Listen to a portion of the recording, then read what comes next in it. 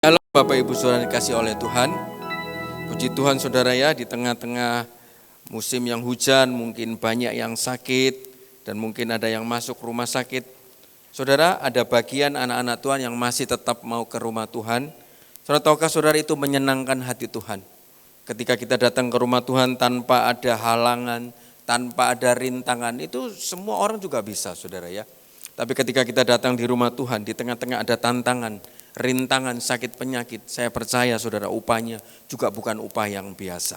Saudara, pada sore hari ini kita mau belajar satu kebenaran firman Tuhan yang Tuhan taruh dalam hati saya berikan judul Stop Complaining. Saudara, hari-hari ini banyak hal yang membuat manusia, membuat anak-anak Tuhan itu mengeluh saudara ya.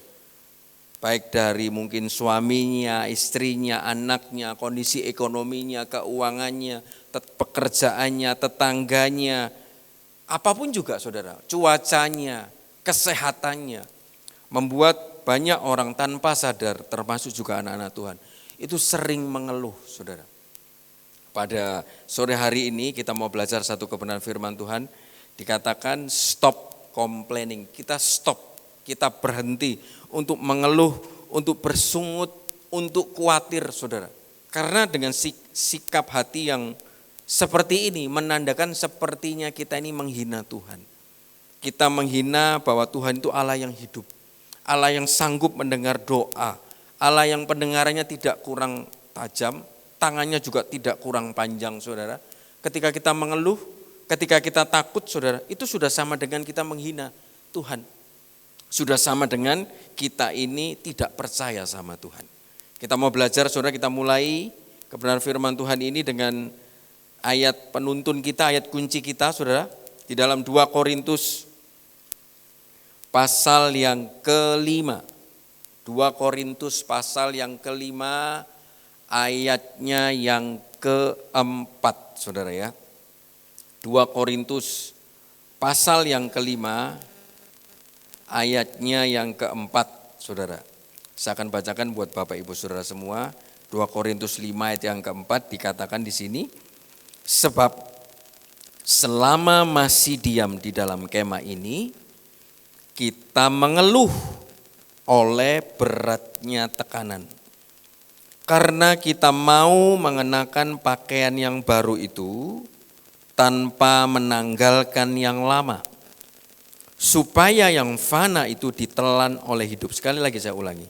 Sebab selama masih diam di dalam kemah ini, kita mengeluh oleh beratnya tekanan. Sebabnya apa saudara? Karena kita mau mengenakan pakaian yang baru tanpa menanggalkan yang lama, supaya yang fana itu ditelan oleh hidup. Saudara, ayat ini, surat 2 Korintus ini saudara, ditulis oleh Rasul Paulus saudara, untuk jemaat di Korintus, untuk menguatkan jemaat-jemaat yang sudah dia menangkan, yang sudah dia bimbing. Habis itu dia tinggal saudara, dia sebagai rasul, dia mau menginjil lagi saudara, mau melakukan pelayanan lagi, ditinggal jemaat-jemaat yang ada di Korintus. Dan ketika dia dengar jemaat di Korintus itu sedang mengalami penderitaan saudara, penderitaannya bukan penderitaan biasa saudara, penderitaan jasmani, mereka mengalami tekanan saudara. Jadi saudara, ketika mereka sudah mulai percaya Tuhan, mulai beriman kepada Tuhan, tantangan itu datang saudara. Saudara, sama ketika saudara mulai mau sungguh-sungguh kepada Tuhan, mau mulai berkomitmen tiap pagi doa pagi, atau 1 minggu beberapa kali puasa, ataupun Tuhan aku mau komit, pokoknya aku mau setia melayani, aku mau mengembalikan perpuluhan, aku mau berhenti mungkin mulut ini suka berbohong, suka menipu, berhenti mungkin lihat video porno. Saudara, ketika kita ini mau memulai di dalam Tuhan, itu tantangan itu begitu banyak saudara ya. Termasuk juga sama dengan jemaat di Korintus ini, mereka mengalami ketika pertama kali ikut Tuhan, mereka mengalami tantangan, penderitaan secara jasmani. Mereka ditekan oleh ajaran-ajaran sesat lainnya saudara. Ditekan oleh orang-orang yang di sana, kamu ngapain ikut ajarannya Tuhan Yesus? Itu guru palsu, apalagi Paulus saudara, bukan hanya sekedar perkataan secara lisan saudara ya. Mereka mau datang ke sinagoge dihalangi dan bahkan diintervensi dan bahkan mungkin ada penganiayaan secara fisik, saudara. Jasmaninya sudah kena, rohaninya juga kena. Hidup pada waktu itu juga jemaat di Korintus juga susah. Nah, oleh karena sebab itu Paulus nulis surat, saudara. Harusnya setelah 1 Korintus, Paulus itu datang ke kota Korintus. Dia sudah nulis surat 1 Korintus. Dia harusnya tidak nulis surat 2 Korintus. Dia mau datang, saudara. Ternyata ketika mau datang Paulus ada halangan. Dia tidak jadi datang ke Korintus mau menguatkan mereka. Makanya dia tulis surat. Dan salah satu suratnya tadi yang sudah kita baca, saudara. Di tengah-tengah kesusahan penderitaan orang Korintus, saudara. Paulus menulis surat yang tadi kalau saudara baca 2 Korintus lengkap semua. Tapi yang kita mau lihat dari bagian yang pertama ini, saudara, lumrah kalau orang yang lebih kuat menolong orang yang lemah. Saudara punya uang 1 juta kalau diminta 100 rupiah ringan, saudara. Tapi sebaliknya kalau orang punya 100 rupiah diminta 1 juta berat. Tidak usah 1 juta, diminta 100 pun berat, saudara. Aku punyanya 100, mau minta semua 100 kan aku tidak megang apa-apa. Lumrah, saudara. Nah, jangan pikir saudara, oh iya Paulus itu lebih enak hidupnya. Kita mau lihat saudara, orang yang mengingatkan, yang menolong, yang menguatkan jemaat di Korintus ini posisinya seperti apa? Apakah dia juga benar-benar kuat, saudara? Kita lihat 2 Korintus 1 ayat 8 sampai 9. Bagaimana kondisi, posisinya, sikonnya Paulus ketika dia sedang mengingatkan, menolong, menguatkan jemaat yang di Korintus.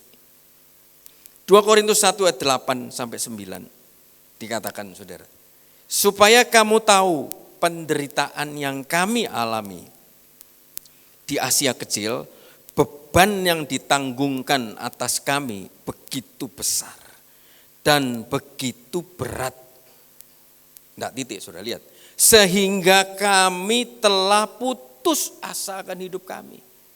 Ternyata, saudara, Paulus ternyata juga mempunyai beban yang lebih berat, lebih besar. Sehingga sampai dikatakan putus asa. Waduh, ini beban pelayanan ini kok berat sekali ya Tuhan ya. Sampai secara fisiknya, dagingnya bilang, ditulis sendiri saudara. Aku gak kuat, sudah mau putus asa. Saudara. Tapi saudara, itu enggak titik. Bahkan kami merasa seolah-olah kami dijatuhi hukuman mati. No hope kan saudara, kalau orang sudah mau dijatuhi hukuman mati, sudah enggak bisa. Mau dapat grasi, amnesti juga enggak bisa. Hukumannya sudah final mati. Hukuman mati, hukuman kalau misalnya 20 tahun masih bisa amnesti, bisa berkurang. Tapi kalau sudah hukuman mati, itu sudah deadlock, harus mati. Berarti kan penderitaan bebannya Paulus ini lebih besar.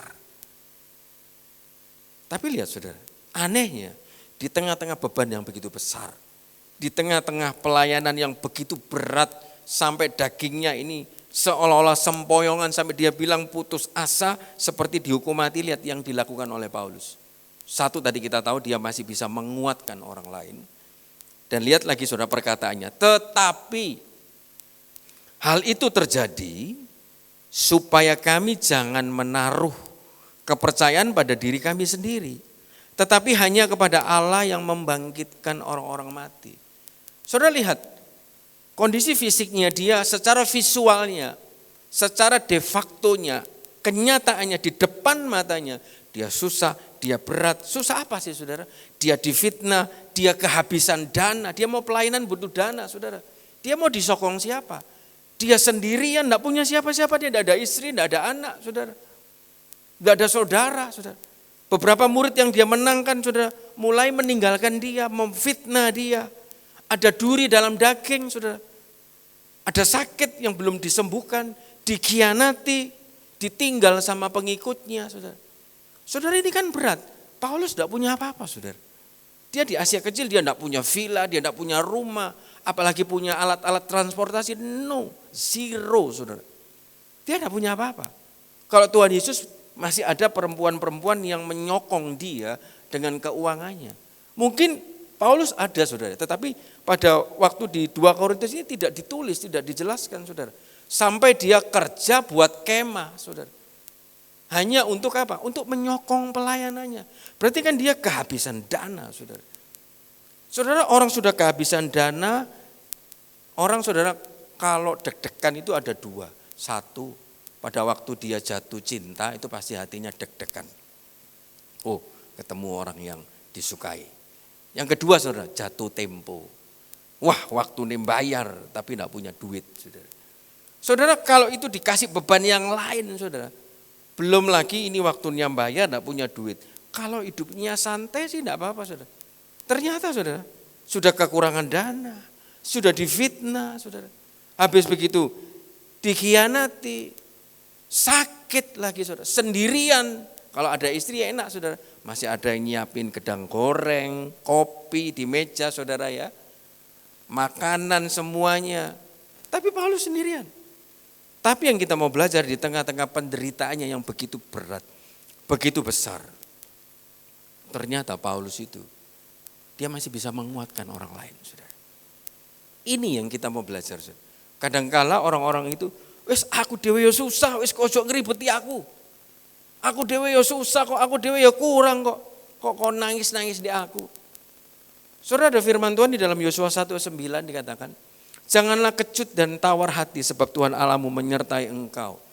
Kemanapun engkau pergi, ini firman yang disampaikan Tuhan ketika Yosua menghadapi masalah begitu besar. Tuhan tampar Yosua dengan firman, aku kan sudah ingatkan kamu Yosua. Kamu tidak usah kecut, tidak usah tawar hati. Aku menyertai engkau kemanapun engkau pergi. Atau dengan kata lainnya, setiap engkau melangkah, kaki kananmu duluan atau kaki kirimu duluan, baru jarak 10 meter, 100 meter atau 1 kilo. Kemanapun engkau pergi, aku menyertai engkau. Karena tawar hati, susah hati, pengeluhan, persungutan ini adalah tipu muslihat iblis. Saudara. Yang membuat kita ini tidak bisa produce something. Kalau perusahaan pabrik tidak bisa memproduksi sebuah barang, pasti dia bangkrut saudara, pasti dia rugi. Lah tawar hati ini adalah sebuah virus yang diberikan oleh iblis. Sehingga hidup kita ini tidak bisa memproduksi sesuatu. Kita lihat saudara, Amsal 24 ayat 10. Amsal 24 ayat 10 bisa dikeluarkan, Amsal 24 ayat 10 lah itu. Jika engkau tawar hati pada masa kesesakan, kecillah. Saudara, dikatakan terjemahan bahasa Inggris, limitless your power. Jadi kekuatanmu itu kecil, saudara. Kalau kekuatan kecil, sumber dayanya kecil, saudara, pasti tidak bisa melakukan suatu pekerjaan yang besar. Untuk saudara menggali sebuah gorong-gorong dibutuhkan alat traktor, alat berat yang besar. Supaya untuk ngangkatnya bisa banyak, buat lubangnya atau nggarunya bisa banyak. Tapi kalau cuma hanya sekedar sekop manual, saudara, ya jadinya kecil. Tahukah saudara, virus tawar hati, virus pengeluhan ini diberikan oleh iblis ketika ya toh susah toh, tidak punya uang toh, tidak ada yang bantu toh, sendirian kan, sakit kan, sudah tidak usah ke gereja. Sudah memangnya teman-temanmu semua itu nggak play ipol. Waktu kon seneng dicedik, waktu kon susah ditelepon pun tidak mau ada yang ngangkat. Wes tidak usah ditemani lagi, susah toh, mengeluh saja. Saudaramu, keluargamu, temanmu tidak ada yang bantu. Saudara, itu virus. Mulai disuntikan supaya apa? Supaya kita tawar, iman kita mati, tidak bisa bertumbuh, kekuatannya kecil, lama-lama habis. Saya berikan satu rahasia saudara. Ketika kita bisa menolong orang lain, saudara, kita bisa membuat orang lain senang. Tahukah saudara, secara otomatis firman Tuhan mengatakan itu ada hal yang baik akan datang kepada kita. Ada hal yang membuat kita bisa terbangun. Saudara, saudara saya bertemu ini di dalam Roma 15 ayat 1 sampai 2. Roma 15 ayat 1 sampai yang kedua dikatakan kita yang kuat wajib, dikatakan wajib menanggung kelemahan orang yang tidak kuat. Dan jangan kita mencari kesenangan kita sendiri. Saudara, banyak orang-orang hari ini, saudara, seperti yang kapan hari disampaikan pada keadaan akhir zaman, orang itu lebih banyak egois, memikirkan diri sendiri, yang penting aku bisa makan, minum, seneng, aku tidak peduli orang lain. Tapi justru Alkitab mengajari kita ini wajib, bukan pilihan, tapi wajib menanggung bukan kelemahan keluarga kita, bukan kelemahan suami istri anak kita, bagian ring satu kita, tapi kelemahan orang. Orang itu bisa orang luar, orang dalam, orang lain, orang tidak kenal lu, Tuhan yang diizinkan datang dalam hidup kita. Dikatakan wajib menanggung kelemahan orang yang tidak kuat. Dan jangan kita mencari senangnya kita sendiri, saudara. Hobi saya, senang saya, mau saya, kesukaan saya. Nah ini saudara, ini pentingnya di sini. Setiap orang di antara kita harus mencari, bukan kesenangan sendiri, mencari kesenangan sesama kita, lihat garis bawahi, demi kebaikannya untuk membangunnya. Jadi kalau kita bisa menolong orang lain, menyenangkan orang lain, secara otomatis saudara, ada sesuatu kebaikan yang akan datang dalam hidup kita. Entah kapan, janji firman Tuhan, demi kebaikan untuk membangun, ada sesuatu yang akan tiba-tiba hidup kita ini akan grow. Akan terbangun, akan tambah lama, tambah besar, tambah mekar. Entah itu pekerjaannya, pelayanannya. Saudara, ini bukan omongan saya, firman Tuhan mengatakan demi kebaikan untuk membangunnya. Ketika kita bisa mencari kesenangan orang lain, kita bantu orang yang susah, dengan kita bisa membantu, saudara, berbuat baik, memberi bantuan. Saudara, selain kita terbangun, selain kita ini mendapat kebaikan, ada satu poin yang lebih penting lagi dalam Ibrani 13 ayat 16. Itu kesukaannya Tuhan. Ibrani 13 ayat 16. Janganlah kamu lupa berbuat baik dan memberi bantuan, sebab korban yang demikianlah yang berkenan kepada Allah. Saudara mau berkorban yang Allah suka, yang Tuhan suka, seringlah berbuat baik, seringlah memberi bantuan. Nah, mungkin kita bisa excuse, ya memberi bantuan, berbuat baik, tapi firman Tuhannya kalau yang kuat. Sementara aku ini enggak kuat, sementara saya ini juga susah. Saudara, di dalam Amsal 19 ayat 17 dikatakan, siapa menaruh belas kasihan kepada orang lemah, itu memiutangi Tuhan yang akan balas perbuatannya itu. Saudara, oke, kita ini sama-sama susah, Lagi keadaan seperti ini, gimana mau berpikir orang lain? Untuk berpikir diri saya sendiri saja, aku juga susah. Saudara, Tuhan kasih porsi setiap kita itu beda-beda, saudara. Kita belajar tadi dari Paulus, saudara ya, bahwa dia lagi susah, lagi menderita, dia bisa menguatkan orang lain. Tapi ketika, percayalah saudara, ketika kita ini bisa berbuat baik dan memberi bantuan, saudara, kita belajar seberapa yang kita bisa. Tuhan tidak menuntut seberapa yang tidak kita bisa. Seberapa yang kamu punya, yang kamu bisa, ketika kita bisa lakukan. Itu membuat kita seperti magnet, saudara. Ada kebaikan, ada hal yang membuat kita ini grow, terbangun, saudara. Saudara, hari ini siapa yang tidak susah? Banyak perusahaan tutup, banyak orang cari kerja. Banyak orang bukan usahanya tambah naik, tambah lama, tambah merosot, saudara. Bukan orang lain juga, saudara, yang berdiri di depan ini juga merasakan, saudara. Berapa banyak saya tagih klien saya, saudara. Sudah hands up, saudara, angkat tangan. Sampai datang, saya disamperi sambil nangis, aku gak ada duit, Terus ya apa? Ketika datang pun juga kalau gak punya duit, Tuhan gerakkan, ada berapa? Ya wis lah, kemangannya susah lagi, ya wis. Satu sisi, tunggu sebentar ya Pak Alek ya. Nanti seberapa yang aku punya, nanti tak kasih.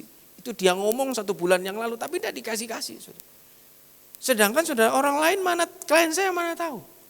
Saya masih punya anak butuh susu, butuh pampers, belum lagi sakit ke dokter, ada obat, belum ada cicilan, kartu kredit, listrik, air, belum kiri, belum kanan, belum depan, belum belakang.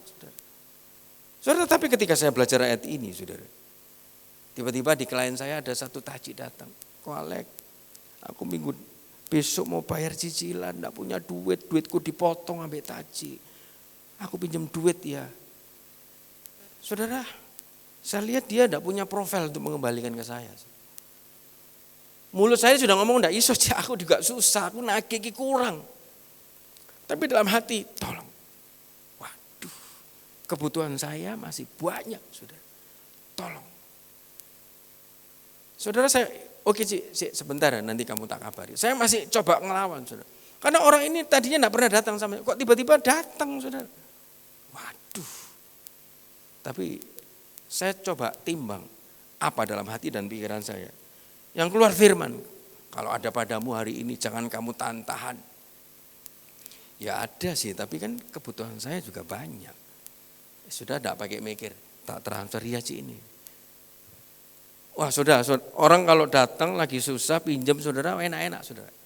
Saya sudah tidak berpikir saudara, dia mau ngembalikan, tidak ngembalikan.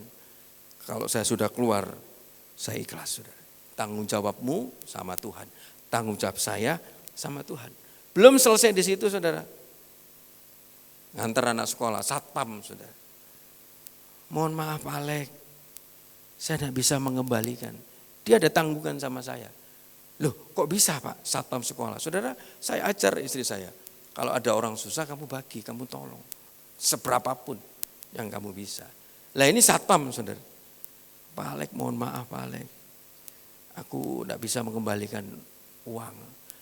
Saudara baru satu ini, belum kebutuhan ini. Ya wes lah, tanggunganmu kan 2 juta. Wes bayaran 1 juta saja saya bilang. Nono duit loh Pak Alek. Saya agak jengkel saudara. Wih, orang ini waktu itu baik-baik. Tapi waktu giliran begini kok rasanya mau lepas tanggung jawab. Tapi firman Tuhan tuh saya selalu timbang saudara.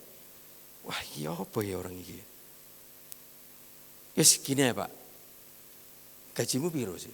Gajiku loh Pak Alek 3.500.000. Loh besar loh 3.500.000. Kamu 2 juta.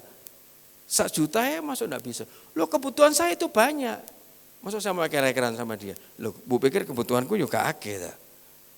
Ya wes siapa maumu Pak? Tak cicil Pak yo. Di tengah cicil, waduh saudara cicilan, duh cicil kok dicicil begini ya. Dia nyicil itu utang saudara, sama satpam lain utang, waduh. Terus waktu Tuhan bilang, tidak usah bayar. Saudara habis itu dia langsung, wah terima kasih Pak Alex, semoga bisnisnya ini betul-betul saya kekurangan. Aku juga kurang iki. Saudara kadang kita diajar sama Tuhan. Bisa enggak kamu berpikir untuk kesenangan orang lain? Kamu tidak usah pikir kesenanganmu. Kamu tidak bisa berpikir kebutuhanmu. Bisa enggak itu semua kamu taruh di bawah kaki saya. Kamu percaya kepada saya. Saudara setiap kita punya kebutuhan. Setiap kita punya kebutuhan. Tapi di tengah-tengah kebutuhan itu bisa enggak kita masih seperti ayat firman Tuhan itu. Ya kalau kita kuat menanggung yang lemah gampang. Tapi kalau sama-sama lemah. Seperti Paulus tadi. Saudara hasilnya mungkin Paulus tidak kaya. Tapi ingat saudara. Tisunya Paulus, sapu tangannya Paulus. Itu bisa membangkitkan orang mati. Bisa menyembuhkan. Dia ngomong sedikit setan keluar. Saudara. Itu lebih daripada berkat secara uang. Kadang saudara punya karunia, punya otoritas. Saudara, jadi masalahnya bukan seberapa lemah kita. Tolong disiapkan ya, Dila ya. Saudara lihat gambar yang ada di, saya kasih saudara. Dia kelahiran Melbourne, Australia, namanya Nick Vujicic saudara. Kelahirannya 4 Desember 1982. Bisa dibesarkan? Namanya Nick Vujicic. Videonya nanti ya bisa disiapkan. Saudara, dia kelahiran Melbourne 4 Desember 1982. Ayahnya namanya Boris and Dushbek Vujicic. Dia terkena sindrom namanya tetra amelia. Sehingga tidak punya 2 tangan, tidak punya 2 kaki. Saudara. Hidup masa kecilnya dia sering dibully, dia sering dihina, dia sering dikucilkan, dia minder. Siapa yang tidak minder, tidak punya 2 tangan, tidak punya 2 kaki, bisa apa saudara. Hidupnya kecilnya begitu struggle, begitu susah saudara. Tapi akhirnya Dia lewati itu semua. Umur 21 tahun dia lulus sebagai sarjana akuntansi, sama kayak saya saudara ya, di Griffith University. Tapi pada umur 17 tahun dia dipakai Tuhan menciptakan sebuah buku Life Without Limbs. Hidup tanpa anggota tubuh. Coba bayangkan saudara ya, orang tidak punya dua tangan, tidak punya dua kaki, tapi hari ini dia motivator internasional. Kalau undang dia, bicara di depan mimbar 2 jam saja. 5 tahun lalu biayanya 150.000 US, 2,5 miliar. Undang dia ngomong 2 jam, 2,5 miliar. Tidak punya dua tangan, tidak punya dua kaki, kawin loh saudara. Ayo, sekarang yang punya dua tangan, dua kaki, yang sudah cukup kawin, masuk kalah sama ini, tidak kawin-kawin. Kawin punya 2 anak, normal semua anaknya. Oh iya, tidak punya 2 tangan, 2 kaki, masuk dia ke gereja. Coba lihat saudara, apakah dia ke gereja, dia bisa apa? Videonya bisa disiapkan. Coba saudara lihat, renungkan baik-baik, cuma 3 menit saja. Orang tidak punya tangan, orang tidak punya kaki saudara. Tapi dia bisa apa? Bisa dibesarkan videonya, kita renungkan baik-baik, cuma 3 menit, bisa diputar.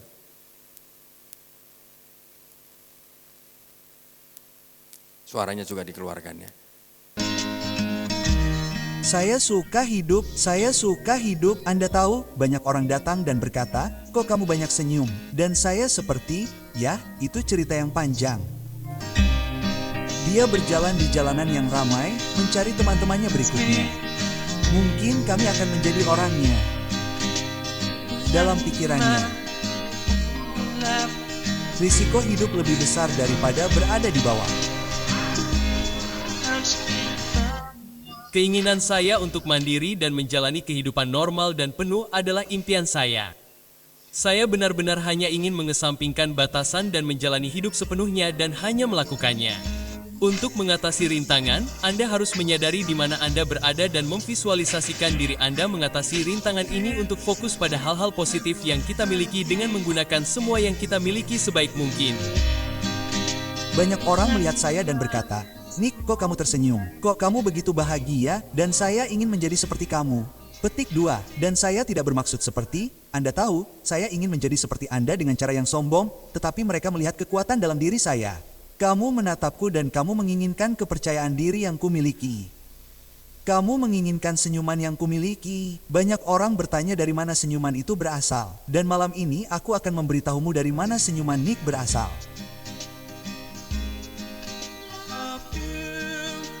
Kamu cantik apa adanya.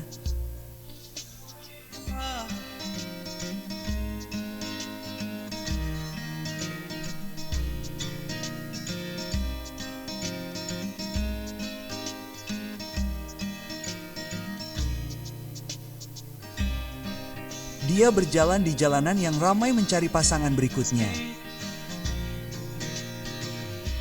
Mungkin kita akan menjadi orangnya karena dalam pikirannya ada hal yang lebih penting dalam hidup daripada sekadar tenggelam dalam lubuk hatinya. Dia telah menemukan satu hal.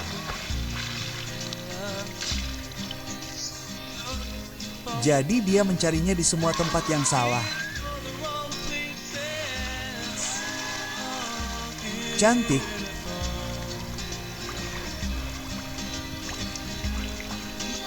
Kamu cantik.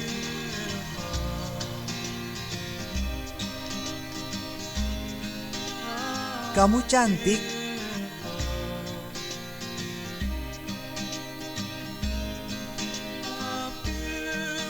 Kamu cantik apa adanya.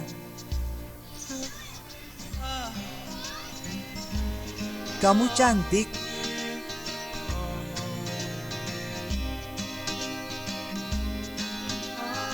Kamu cantik.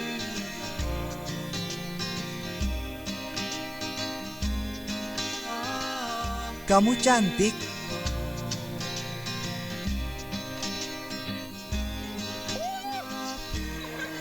Itu menyenangkan. Ayo kita lakukan lagi. Lihat saudara, orang tidak punya tangan, tidak punya kaki. Hendrik pernah main golf. Ya kan, dia main golf saudara. Main sepak bola, berenang lagi, naik kapal lagi saudara. Masa kalah punya 2 tangan 2 kaki tapi sakit sedikit tidak mau ke gereja. Tapi dia saudara jadi pembicara di gereja. Setiap minggu dia datang ke rumah Tuhan. Dia menciptakan buku Life Without Limes. Saudara, ada satu perkataan yang indah saudara. Sementara saudara belum menerima berkat mukjizat dari Tuhan. Saya tulis besar di situ. Ini kata-kata yang indah saudara. Kalau belum menerima berkat dan mukjizat Tuhan, saudara harus jadilah berkat dan mukjizat buat orang lain. Selama saudara masih nunggu, Tuhan aku kok belum mau berkati, belum mengalami mukjizat. Selama saudara masih menunggu itu, jadilah berkat dan mukjizat buat orang lain. Kadang mungkin dengan uang 100 ribumu, itu bisa jadi mukjizat buat orang lain. Bisa jadi berkat buat orang lain. Bisa menolong, membuat menyenangkan orang lain. Saudara, jadi bagian yang pertama ini saudara. Kita mau belajar saudara. Di saat kita kondisi kuat kita bisa menguat. Bisa membantu orang yang lemah. Tetapi ketika kita lemah, kita berusaha naik level saudara. Kita tetap bisa memikirkan kesenangan orang lain. Ketika kita terus seperti ini setia berbuat baik saudara ya. Firman Tuhan mengatakan saudara di dalam Lukas 16 ayat 10. Ketika kita setia dalam perkara kecil, Tuhan akan kasih perkara yang besar. Si Nick yang kecil tidak punya 2 tangan, tidak punya 2 kaki ini. Tidak bisa langsung ujuk-ujuk dia diundang 2 jam 2,5 miliar saudara. Bayangkan cuma 2 jam 2,5 miliar saudara. Lah kalau 1 hari 1 saja saudara ya. 1 hari 1 undangan. Lah kalau 30 hari, 30 kali 2,5 miliar itu berapa saudara? Sudah 50 miliar saudara, 1 bulan. Cuman ngoceh 2 jam 1 hari. Apakah langsung seperti itu? Tidak. Dia punya iman, dia setiap hari lihat sisir sendiri, cukur sendiri, mandi sendiri. Semua dia merasa hidupnya bisa, aku biarpun tidak punya 2 tangan. Dia bisa ngetik, bisa main laptop, komputer, segala macam saudara. Orang tua sekarang saudara, aku tidak bisa gaptek. Dia tidak punya 2 tangan 2 kaki tapi masih bisa ngetik. Saudara, pasti Tuhan akan angkat kalau kita setia dalam perkara yang kecil. Lah bagian yang kedua saudara, ketika kita sudah diangkat sama Tuhan. Ketika kita sudah ada di posisi yang Tuhan sudah tolong, diberkati, menikmati mukjizat Tuhan. Walaupun belum besar, walaupun cuma seberapa saudara. Jangan kita seperti Shebna. Bagian yang kedua saudara, Tuhan taruh dalam hati saya. Saudara, siapa itu Shebna? Slide yang kedua saudara. Ketika kita susah, kita berdoa, kita setia, kita puasa, kita melakukan semua apa yang Tuhan suruh. Tapi ketika Tuhan sudah mulai tolong, mulai menikmati pertolongan Tuhan walaupun belum besar tapi kecil.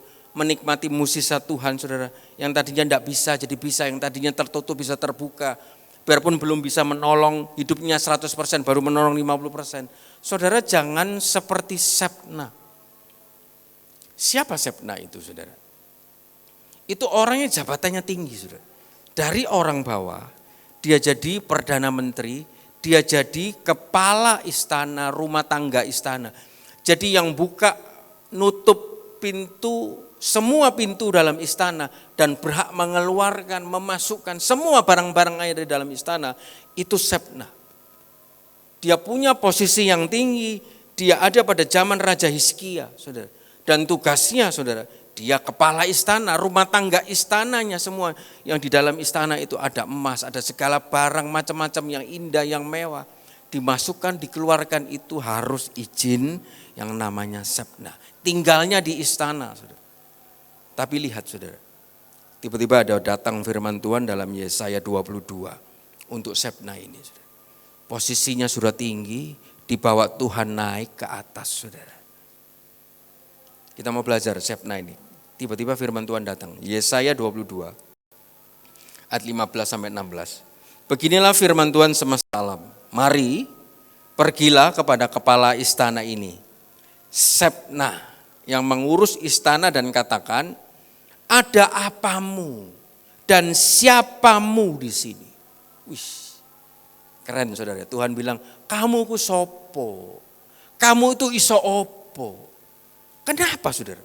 Kok Tuhan sampai ngomong begitu keras? Saudara lihat, Nabi Yesaya disuruh datang, saudara. Sampai dengan perkataan firman Tuhan semesta alam. Sampai dibawa-bawa semesta alam, saudara ya. Kamu datang, kamu pergi kepada kepala istana itu.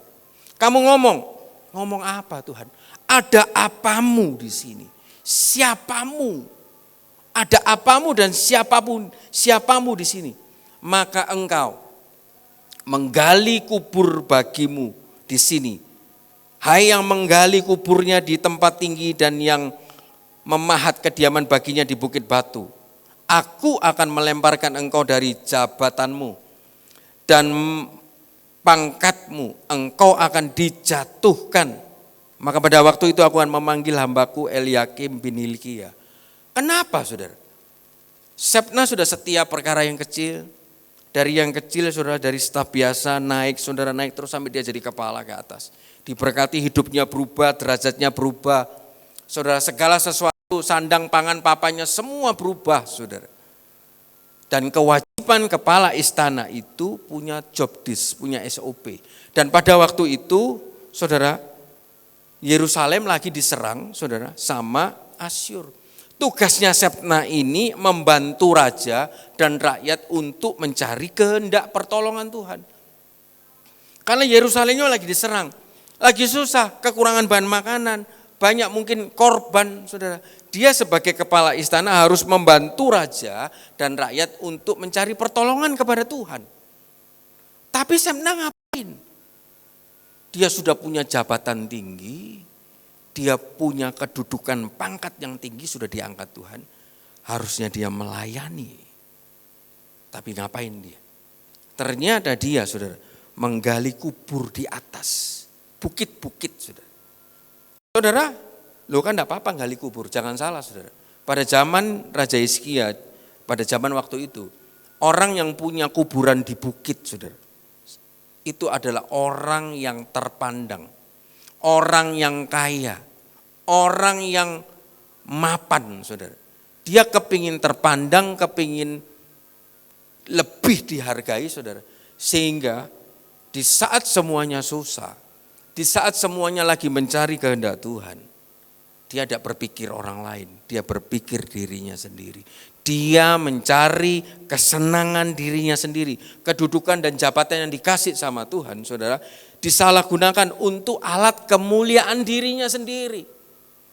Dia beli sebuah tanah di bukit, dia gali, dia buat saudara kuburan mewah untuk dia.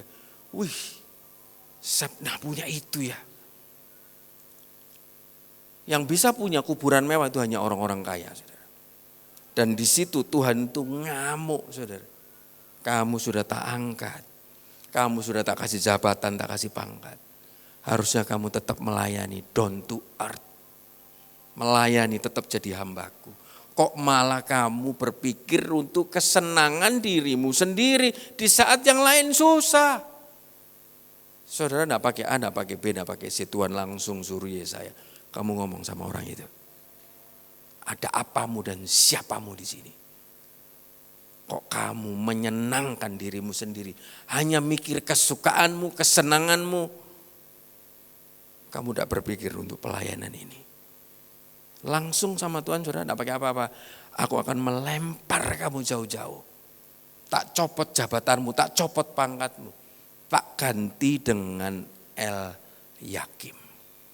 Saudara jelas, Tuhan senang orang yang mempunyai hati hamba. Aku memanggil hamba. Tuhan tulis jelas, ngomong ya hamba. Tadi untuk negur, Sebna Tuhan bilang aku ini Allah semesta alam. Kamu sekarang tidak punya hati hamba. Hatimu sekarang hati kepala istana. Kenapa Tuhan tidak manggil hambaku Sebna? Tuhan kalau bilang kamu lihat Ayub Tuhan bilang orang yang dikasihinya. Tuhan pada waktu dibaptis ada sebuah deklarasi dari bapaknya, inilah anakku yang kukasihi. Tapi Sebna disindir sama Tuhan untuk ngomong aku ini Tuhan semesta alam. Kamu kepala istana. Kenapa enggak hambaku? Orang yang sudah diangkat sama Tuhan dari bawah ke atas. Tapi hatinya berubah saudara. bukan tetap hati hamba, tapi hati kepala, hati bos, hati diktator, hati yang sombong. Tuhan langsung menjatuhkan. Firman Tuhan, saudara, ingat kita pernah belajar di Amsal. Kesombongan mendahului kejatuhan manusia. Si Shebna ini, saudara, tidak disebut sebagai hamba, tapi sama Tuhan disebut sebagai kepala. Namanya kepala, ngatur, mimpin, maunya harus dituruti, merintah, saudara. Tapi lihat, sama Tuhan orang yang rendah ditinggikan, orang yang tinggi direndahkan sama Tuhan. Dia suruh Eliakim hamba. Saudara, Tuhan suka orang yang punya hati hamba, saudara. Peninggian, kekayaan, jabatan itu semua daripada Tuhan. Mazmur 75 ayat 7-8, saudara. Sebab bukan dari timur atau dari barat dan bukan dari padang gurun datangnya peninggian, tapi dari Allah yang adalah hakim. Direndahkan yang satu, ditinggikan yang lain. Saudara miliki hati hamba. Ketika kita memiliki hati hamba, saudara, kita bisa ditinggikan. Orang yang merendah akan ditinggikan. Filipi 2:8-9. Dalam keadaan sebagai manusia, ia telah merendahkan dirinya. Ini siapa? Yesus, saudara. Tadinya dia raja, dia turun ke dunia, dia tidak bawa gelar rajanya, dia tidak bawa mahkotanya, tapi dia merendahkan diri, saudara, sampai serendah-rendahnya, sampai mati di kayu salib. Saudara, ini rumusnya.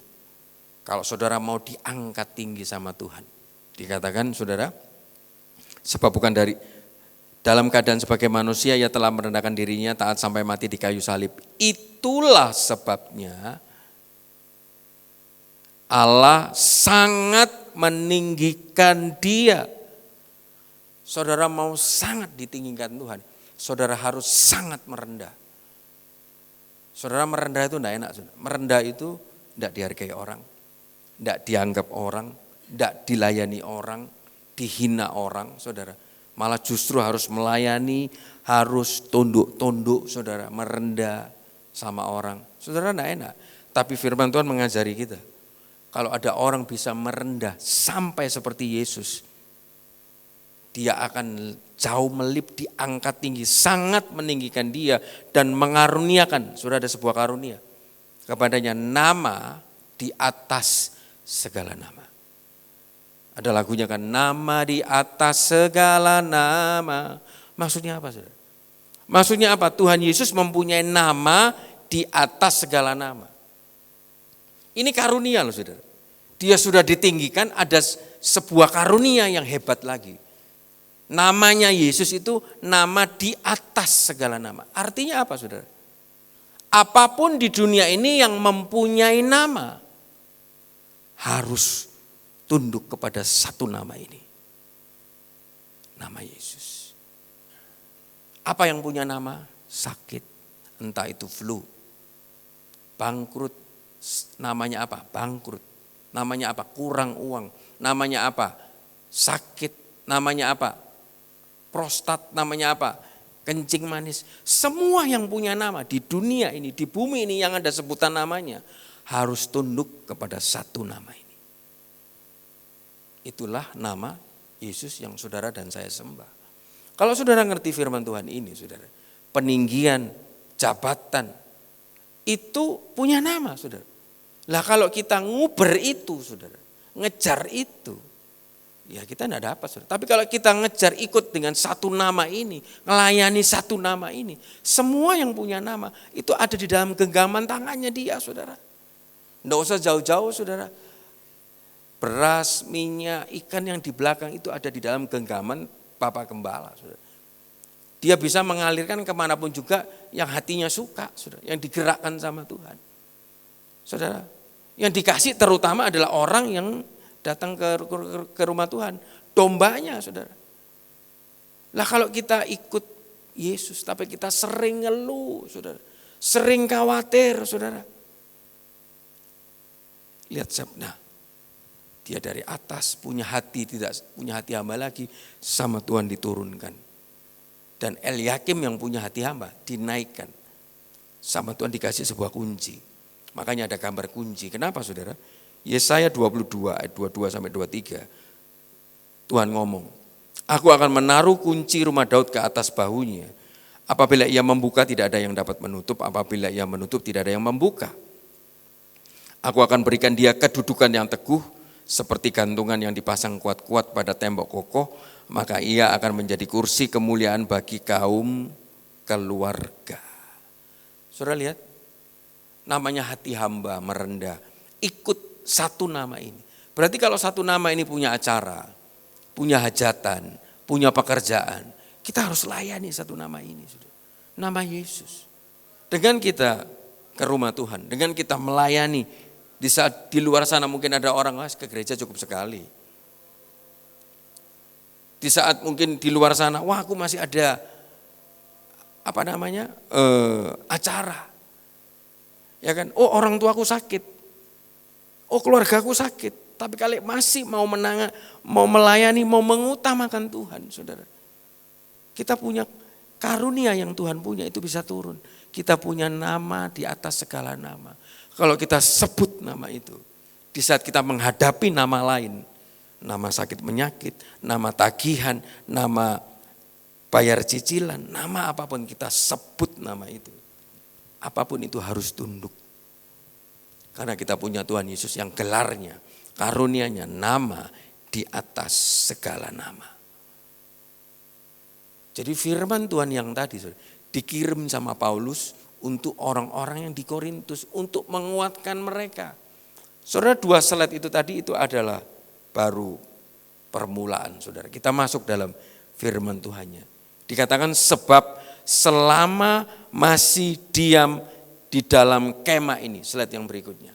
Saudara, maksudnya kemah itu adalah skenos. Namanya kemah, slide berikutnya. Kemah itu tipis, saudara. Mudah rusak, mudah roboh, tidak permanen, saudara. Dan nanti ujung-ujungnya pasti akan dibongkar. Saudara, maksudnya Paulus bilang selama masih diam di dalam kemah. Saudara dan saya, hidup kita ini, tubuh kita ini cuman kemah, saudara. Kemah sementara. Tubuh jasmani kita ini kemah yang sementara, kemah yang terbatas, kemah yang lemah, rentan akan penderitaan, dan ada expired date-nya. Entah kapan pasti akan dibongkar, saudara. Entah itu umur 70, entah itu umur 75, entah itu umur 80. Namanya kemah itu sementara. Bongkar pasang. Lihat pada waktu zaman bangsa Israel, mereka berkemah, saudara. Habis berkemah satu tempat, dibuka kemahnya, dibongkar lagi. Jalan lagi, dibuka, dibongkar, dipasang lagi. Habis itu dibongkar lagi. Saudara, hidup kita ini cuman sekedar kemah. Dan kita mendiami kemah ini, kemahnya seperti apa? Apakah kemah baja, kemah besi? Ternyata cuman kemah biasa yang rentan, terbatas. Gampang sakit, saudara. Kondisi sekarang, saudara harus hati-hati jaga. Tadi Bapak Gembala bilang jaga makan, saudara, jaga kesehatan, jaga juga tidur. Biarpun makan cukup tapi tidurnya sampai larut, malam pun juga tidak bagus, saudara. Atau tidurnya AC-nya juga terlalu dingin juga tidak bagus, saudara. Karena udaranya sudah dikatakan mengandung mikroplastik. Bahaya, saudara. Udara di Surabaya mengandung mikroplastik katanya, saudara. Nggak tahu benar atau enggak. Nah, tubuh kita ini kalau setiap kali menghirup, saudara, ada mikroplastik. Ada banyak bakteri, virus. Kalau kita tidak jaga, saudara, mudah sakit. Rentan sakit penyakit, saudara. Rentan menderita. Mazmur 90:10, masa hidup kita ini 70 tahun. Jika kami kuat 80 tahun. Kebanggaannya adalah kesukaran, penderitaan, dan berlalunya buru-buru. Dan kami melayang lenyap. Saudara, tubuh ini cuma kemah sementara. Terdiri dari daging. Tapi ingat, saudara, kita pernah belajar trikotomi. Ada manusia batinia, ada manusia jasmania, ada tubuh, ada jiwa, ada roh, saudara. Saudara, satu kali saya berikan satu contoh, saudara. Saya pada waktu zaman dulu, saudara, setiap kali rajin, saudara, setiap kali, sering kali sama Bapak Gembala ikut berenang. Jadi kalau setiap hari berenang itu dipakai kan, tangan saya dipakai, kaki saya dipakai, saudara. Kadang berenang di Sangrila, kadang berenang di Pacet, saudara. Hampir tiap minggu itu beberapa kali.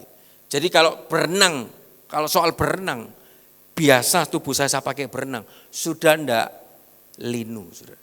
Tapi setelah lama ndak berenang, satu kali saya berenang cuma sekali saja. Lama tubuh saya ndak saya pakai untuk berenang, gayanya. Saudara jarem, saudara.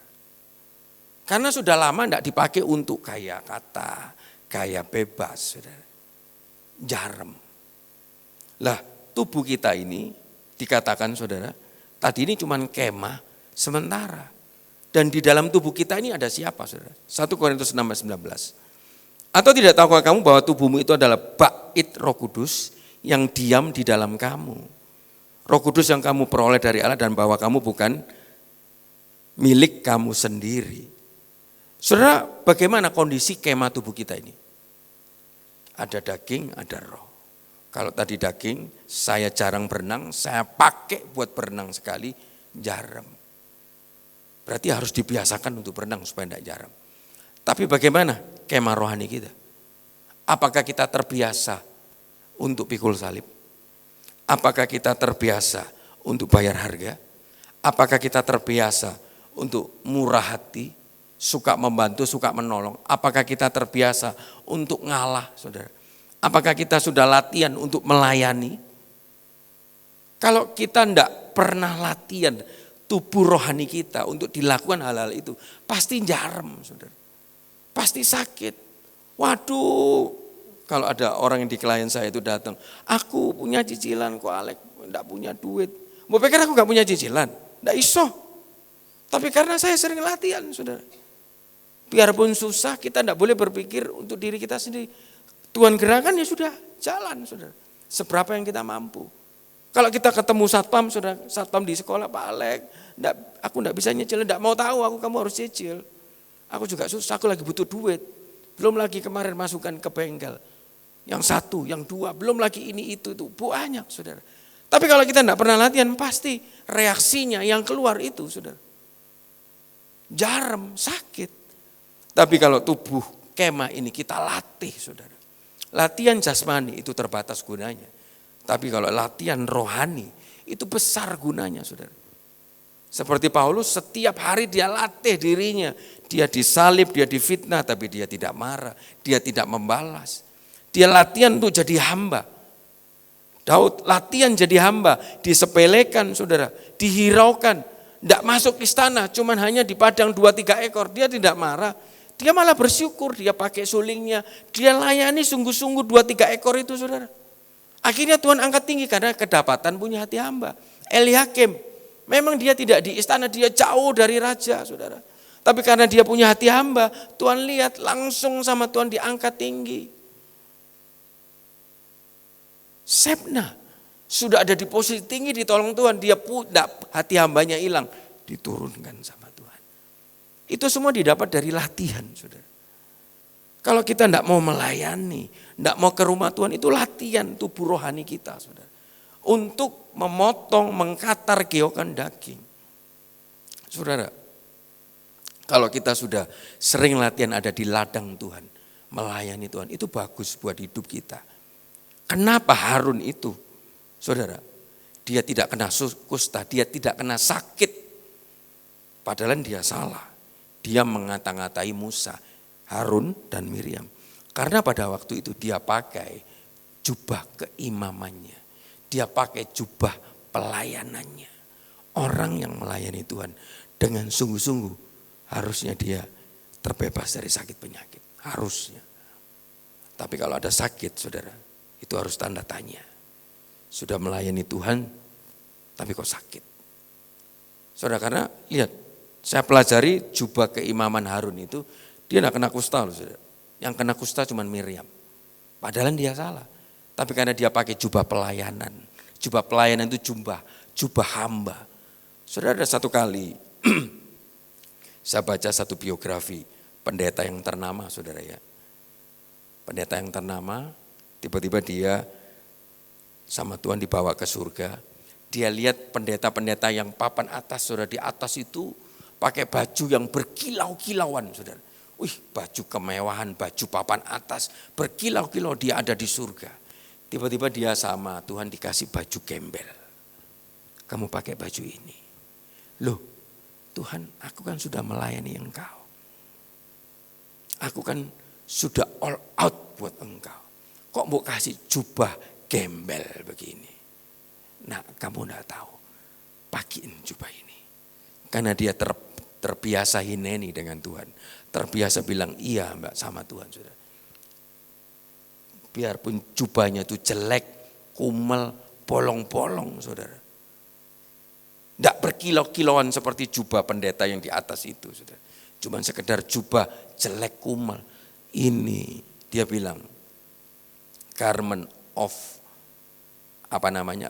hamba itu bahasa Inggrisnya apa saya lupa saudara. Tuhan bilang begitu, dia tulis begitu. Ketika wah ya sudah biarpun jelek, biarpun kumel dia pakai. Seketika dia pakai pada waktu dia naik mau ke atas. Semua malaikat saudara. Entah itu Mikael, entah itu Gabriel. Tiba-tiba tunduk menyembah kepada dia saudara. Kamu tahu nak, ketika kamu pakai jubah ini. Hidupmu tidak berkilauan. Semua orang bisa menghampirimu dengan mudah. Untuk berbicara minta pertolongan engkau. Tapi ketika kamu pakai baju berkilauan itu. Semua orang tidak bisa menjangkau engkau. Tapi ketika kamu pakai jubah hamba, kamu akan sangat ditinggikan.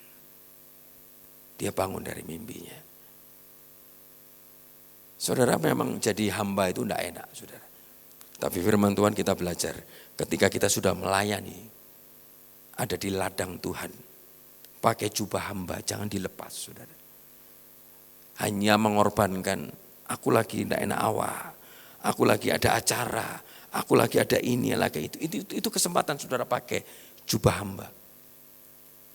Jubah hamba itu membuat Harun tidak kena kusta. Membuat pendeta ini sampai malaikat tunduk sama dia. Yesus dia pakai jubah, itu jubah yang aku pakai. Nah, pada waktu aku datang ke dunia, aku pakai jubah ini. Saudara pendeta itu nangis. Iya Tuhan, dia pakai jubah itu saudara. Ini jubah yang aku pakai. Nah, aku melayani begitu rendah. Makanya aku bisa sangat ditinggikan sama Bapa. Kalau hari ini saudara kita diajar punya hati hamba, pelayanan di ladang Tuhan, jangan tinggalkan saudara. Saudara saya tidak sebut nama, ada satu guru sekolah Alkitab. Diizinkan Tuhan ketemu dengan saya. Pak Alek, saya sekarang sudah diterima bekerja, puji Tuhan. Hah? Bekerja di mana Pak? Bekerja di sebuah perusahaan. Saya kepala cabang Pak Alek. Puji Tuhan Pak Alek orangnya orang anak Tuhan. Ketemu saya, Tuhan jawab doa saya. Semua kebutuhan saya bisa tercukupi dengan gaji ini Pak Alek. Dia kerja di sebuah perusahaan. Perusahaan ini punya banyak cabangnya di Indonesia. Dia punya sebuah proyek baru. Dia diangkat jadi kepala cabang. Tiba-tiba Tuhan taruh dalam hati saya, Pak, Bapak kan sudah ditaruh di ladang Tuhan. Masa bekerja di ladang dunia? Dia cuma tertawa. Ya gimana Pak Alek? Suami istri tidak bekerja, anak saya 2 masih kuliah. Berdoa Pak. Ya ini saya sudah berdoa, ini jawaban Tuhan. Saudara, tidak lama kemudian anaknya ini ngelesi anak saya. Anaknya ini sekolah kuliah bahasa Inggris, entah kebetulan atau gimana, saya percaya tidak kebetulan. Anak saya leskan di sebuah universitas Gwen saudara, bahasa Inggris, yang ngajar anaknya guru sekolah Alkitab ini. Tiba-tiba dia datang, loh kan sudah janjian. Oh iya, Papa masuk rumah sakit. Loh kapan? Waktu hari pertama kerja pulang itu perutnya sakit, kena batu ginjal di rumah sakit. Wah. Jadi tidak bisa ke sana, harus jaga Papa. Butuh dana banyak. Tuhan suruh lagi cabut uang kasih dia. Ya. Saudara, hari Jumat kemarin saya ketemu lagi dengan dia. Pak, sudah sembuh. Sudah balik. Terus gimana bekerja lagi? Dia ketemu senyum kecut sudah. Enggak balik. Proyeknya gara-gara peraturan Prabowo yang baru semua dibatalkan balik. Jadi perusahaannya enggak jadi buka. Benar balik. Bapak ini sudah dipakai di ladang Tuhan.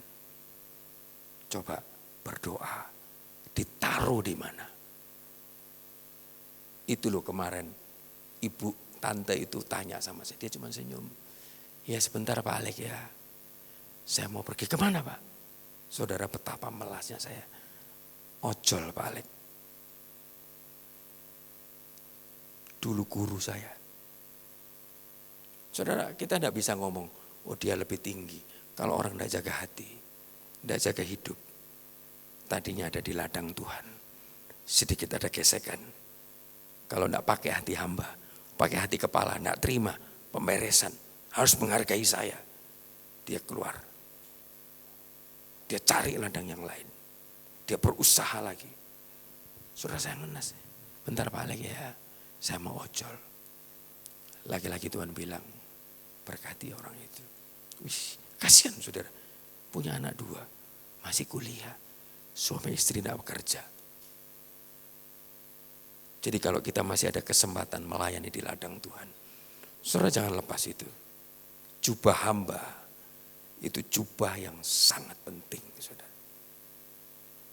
Ojol paling, mobil enggak, sepeda motor saudara. Bayangin, hanya untuk cari 10.000, 20.000. Ojol saudara.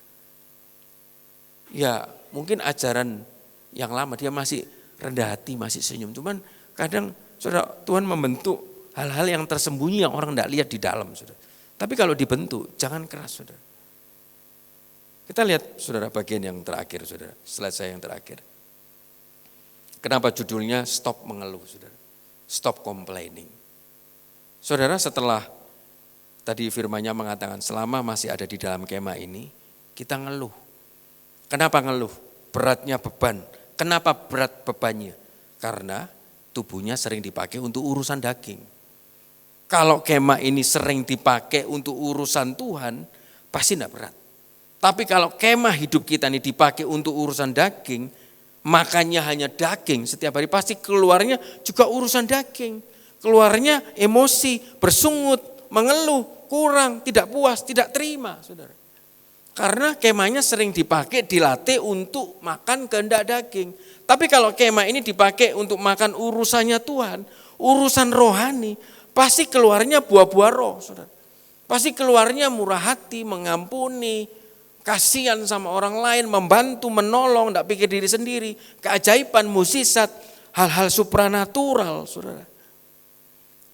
Tapi kalau dipakai untuk urusan daging, keluarnya 1 Korintus 10 ayat 10, bersungut-sungut saudara. Dan kalau bersungut-sungut seperti yang dilakukan oleh beberapa orang, pasti binasa saudara. Paulus ini saudara, di tengah keterbatasan dan penderitaannya justru dia menolong dan menguatkan jemaat saudara.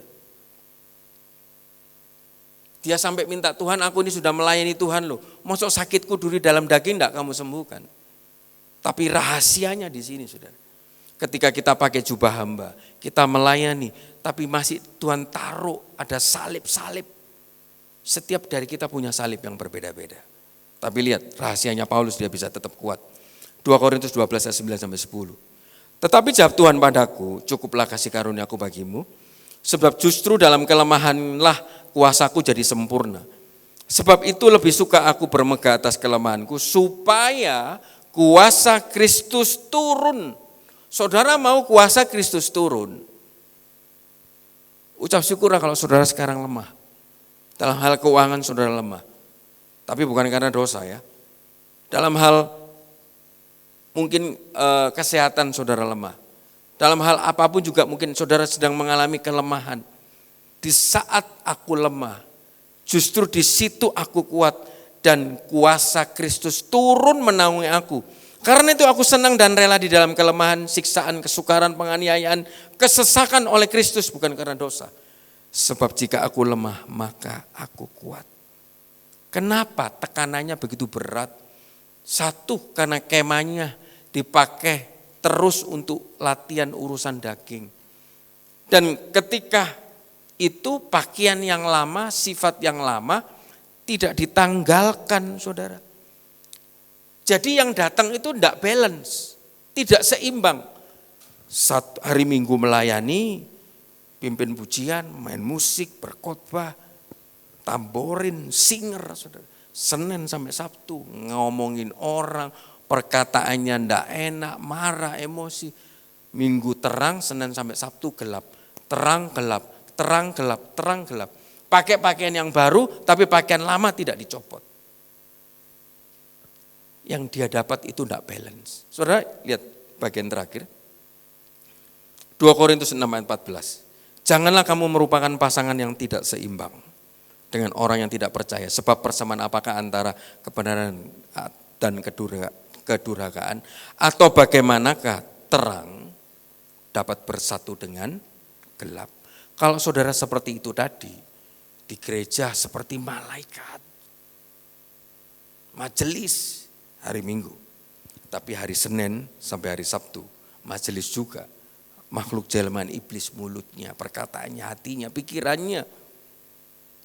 Saudara akan menerima hal yang tidak imbang. Maksudnya tidak imbang apa?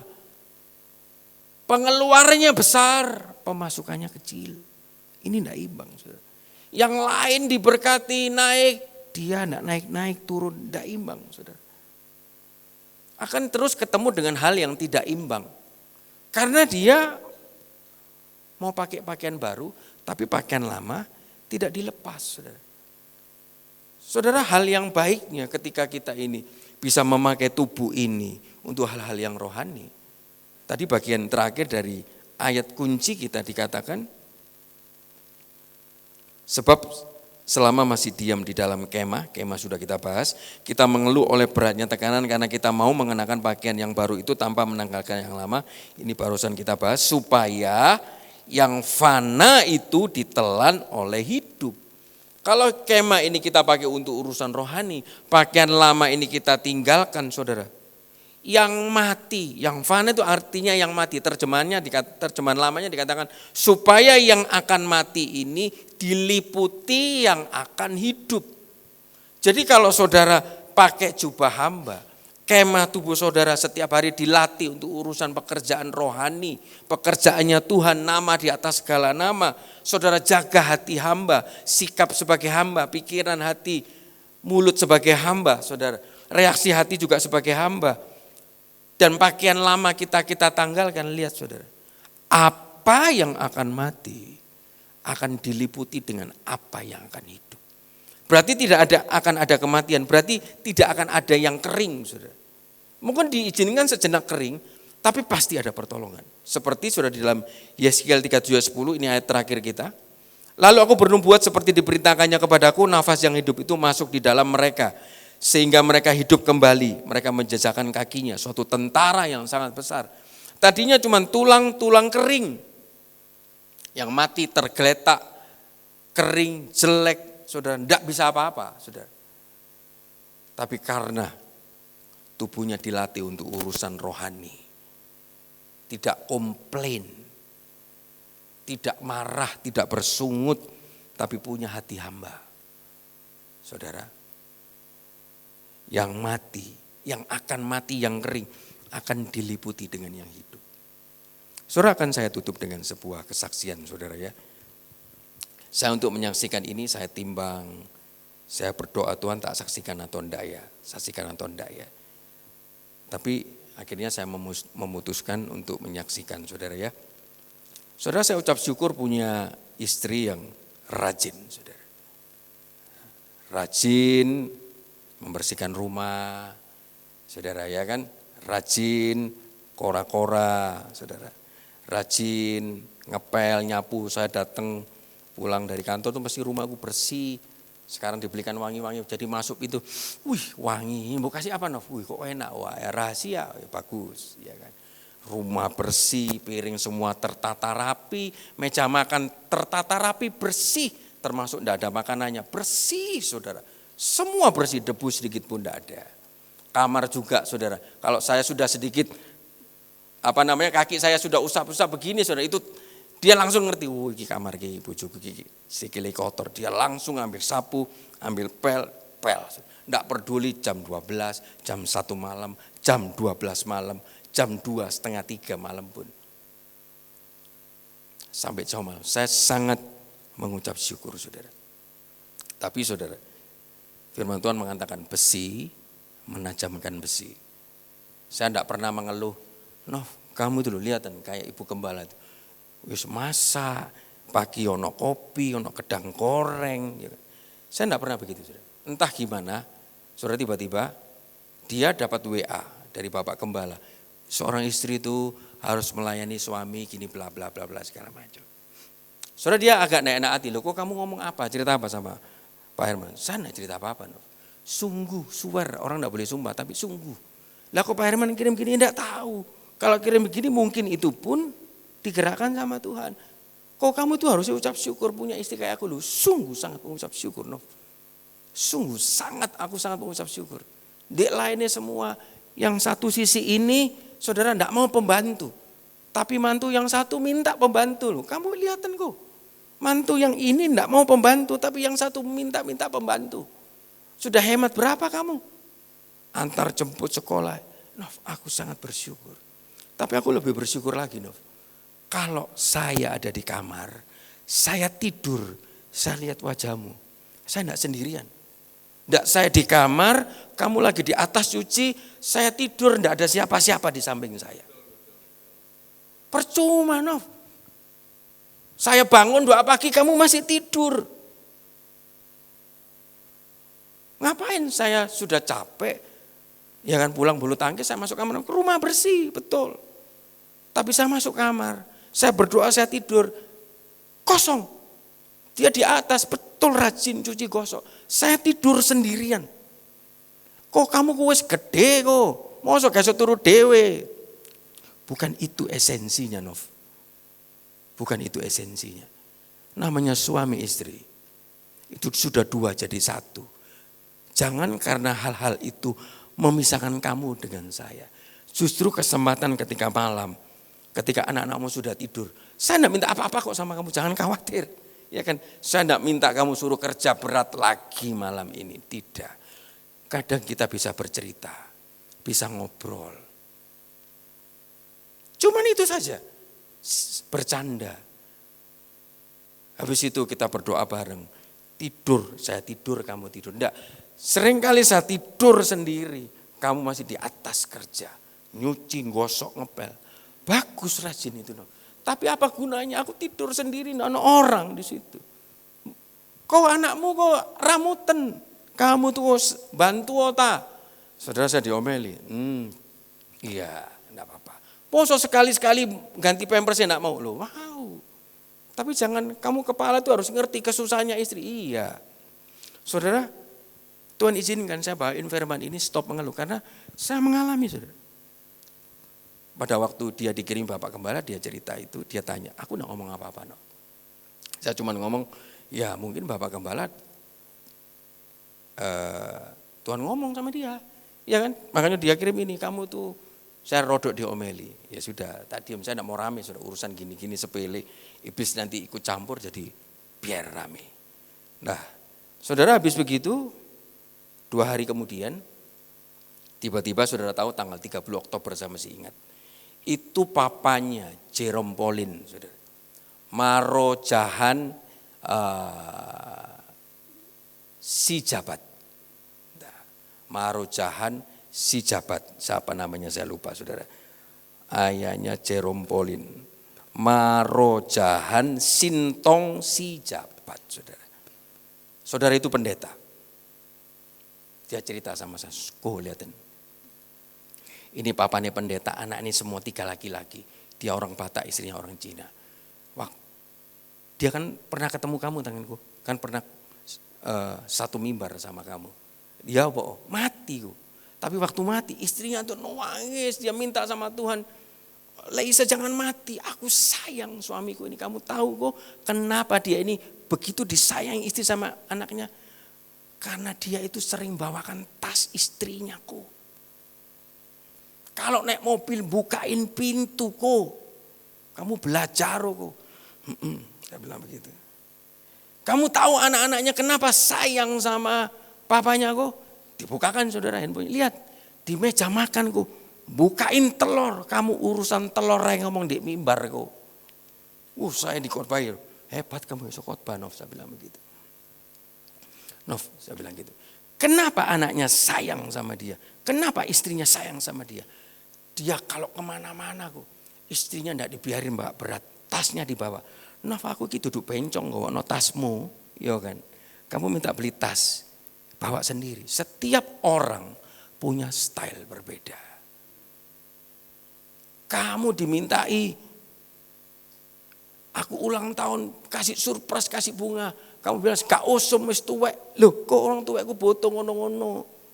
Saya coba saudara, saya kasih surprise. Iki apa kok kado kok ini mangkano ta. Lebih baik aku lagi ngadu kamu beliau sendiri tak ajak wis milio. Orang sudah milih, sudah pergi sendiri, digudo sama mbak suamimu ngene-ngene iki no, sik payu loh ya, saya bilang begitu. Saudara, saya sampai agak sedikit bersih tegang, saudara. Akhirnya dia ngamuk, saudara. Kamu harus sih ucap syukur. Aku gak pernah loh. Kamu kamu masak sini kayak iso masak. Lu bukan aku udah iso masak, alasannya banyak, saudara. Pokoknya orang itu harus ucap syukur. Alek ya alek, marojanan ya marojanan. Kalau kamu kepingin marojanan, ya kawin sama marojanan, saya bilang begitu. Kamu kawin sama Alek, ya Alek, kamu ngambil no firman tapi tidak bisa berubah aku gini gitu. Loh bukan. No. Style saya ini berbeda. Saya bukan style, ayo sayang ya, ayo datang digenjrengkan lagu, nyanyi, saudara kata-kata, kamu seperti gunung yang begitu tinggi, indah. Nov, aku duduk kayak ngono, Nov. Panggil aku sayang, Hani, aku gak kayak ngono, Novi. Gak iso aku kayak gitu-gitu. Sekali saja saya buat gitu main gitar, ngucap ulang tahun, suruh ngulang mana aku gak gelem. Karena style saya bukan begitu. Bukan berarti saya pria yang tidak bertanggung jawab. Jangan kamu melihat saya seperti itu. Oh jadi curhat ini saudara. Bukan. Saudara, saya mau menjelaskan satu poin. Pada waktu saya menjelaskan itu, tiba-tiba iblis bermain. Dia ngamuk. Saudara. Dia ngamuk, dia keluar, dia tidur, pisah kamar. Dia pergi tadinya ngomong, enggak ngomong. Tapi yang saya ucap syukur saudara. Dengan orang dilatih ini. Dulu saudara, waktu dia marah. Dia keluar rumah, dia minggat. Tapi kemarin waktu dia marah. Mungkin dia enggak ngomong sama saya saudara. Dia pergi jam 2. Enggak ngomong terus sampai 8:30 malam saudara. Wah saya ini disengaja. Saya sudah mau ngamuk saudara. Tapi enggak lah. Saya ini mau nyampein firman. Tidak boleh mengeluh, tidak boleh marah. Untung dia pulang, saya cuma sindir. Loh, saya ingat pulang, saya bilang gitu. Ketambahan hari Minggu Bapak Gembala khotbah, istri yang bijaksana, pas iki dalam batin, emploken kon. Lihatan itu, berarti aku tidak salah. Saya berusaha tutup mulut saudara. Hari Minggu itu kan perjamuan, saudara masih ingat. Bapak Gembala khotbah, istri yang bijaksana. Saudara, dari sini sampai Jalan Raja Wali itu masih aman, saudara. Tapi dekat rumah saya diem saja kok. Kamu kok diem aja? Saya tidak jawab. Sampai di Kerampung baru saya jawab. Ada perempatan lampu merah. Kok kamu kok diem aja? Apa diem aja? Enggak, Nov. Saya cuma merenungkan firman. Ngamuk, saudara. Kamu tuh nggak bisa ucap syukur. Saya lebih ngamuk lagi, saudara. Wah. Iki aku wis ngempet yo dari sini. Tapi untungnya yang saya ucap syukurnya saudara. Biasanya kalau marah begitu, budal dhewe kon nang gereja. Budal dhewe kon pelayanan. Tapi dia bisa berubah. Dia masih tersenyum. Masih mau ngelayani papa saya. Nov, TV-nya papa suaranya enggak keluar. Dia bisa jadi tukang listrik. Dia betulin listriknya. Dia layani pape saya sampai duduk berjam-jam sampai boyo enggak tidur. Dia masih mau ikut ke gereja, masih mau makan. Kalau dulu kalau sudah ngamuk, jangankan pergi makan pun enggak mau. Kunci diri di kamar. Tapi saudara, namanya menikah itu kan ada perubahan. Saudara. Dari situ saya mulai belajar. Saya ajak ngomong baik-baik. Makanya keluarlah firman Tuhan ini. Nov, kamu harus terima. Saya siapa, saya terima siapa kamu.